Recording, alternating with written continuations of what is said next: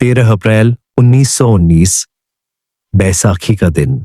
अमृतसर की गलियां लोगों से भरी थीं, लेकिन किसी को अंदाजा नहीं था कि कुछ ही मिनटों में ये जमीन खून से लाल होने वाली है।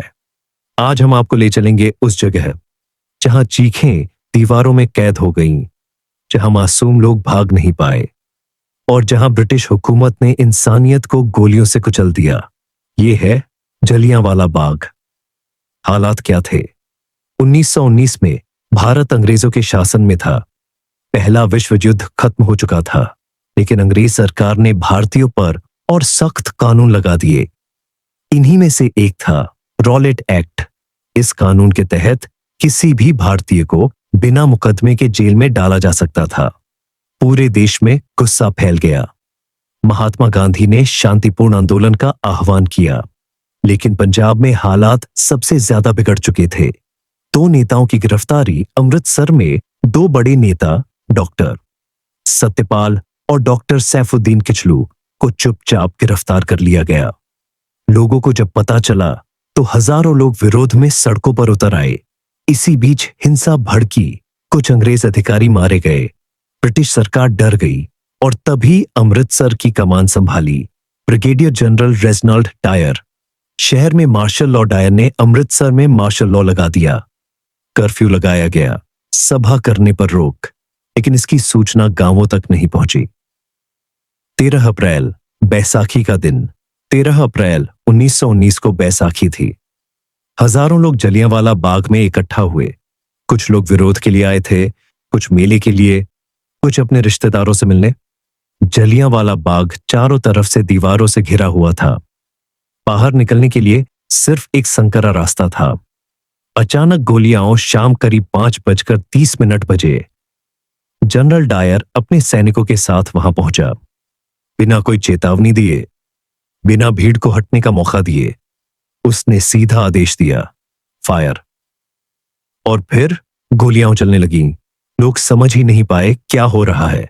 कुछ गिर पड़े, कुछ भागने लगे, माएं बच्चों को ढकने लगी, लोग दीवारों पर चढ़ने लगे, लेकिन बाहर निकलने का रास्ता बंद था। कुएं में कूदते लोग जब गोलियां थमने का नाम नहीं ले रही थीं, तो सैकड़ों लोग पास के कुएं में कूद गए। आज भी उस कुएं में शहीदों की याद मौजूद है। डायर ने लगभग 10 मिनट तक लगातार फायरिंग करवाई।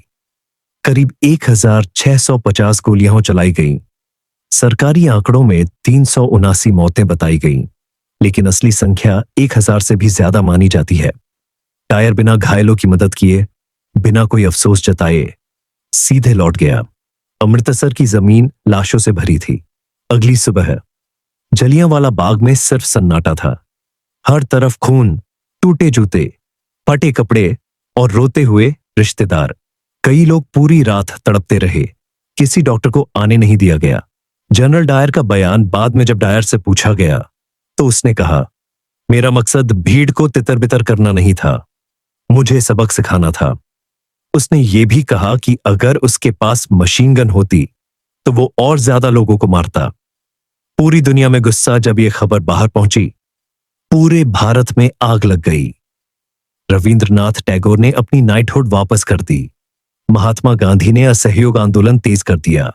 लाखों युवाओं ने आजादी की लड़ाई में कूदने का फैसला किया। हंटर कमेटी, ब्रिटिश सरकार ने जांच के लिए हंटर कमेटी बनाई। डायर को दोषी माना गया, लेकिन कोई सजा नहीं दी गई। उल्टा इंग्लैंड में उसे हीरो की तरह सम्मान मिला। आजादी की दिशा बदल गई। जलियांवाला बाग के बाद भारत की आजादी की लड़ाई ने नया मोड़ लिया। अब लोग समझ चुके थे, अंग्रेज सरकार से इंसाफ की उम्मीद बेकार है। अब सिर्फ एक ही रास्ता है, पूरी आजादी। आज जलियांवाला बाग एक स्मारक है। वही दीवारें, वही गोलियों के निशान, वही कुआं, सब गवाही देते हैं उस दिन की। ये जगह हमें याद दिलाती है कि आजादी मुफ्त में नहीं मिली। Ending message.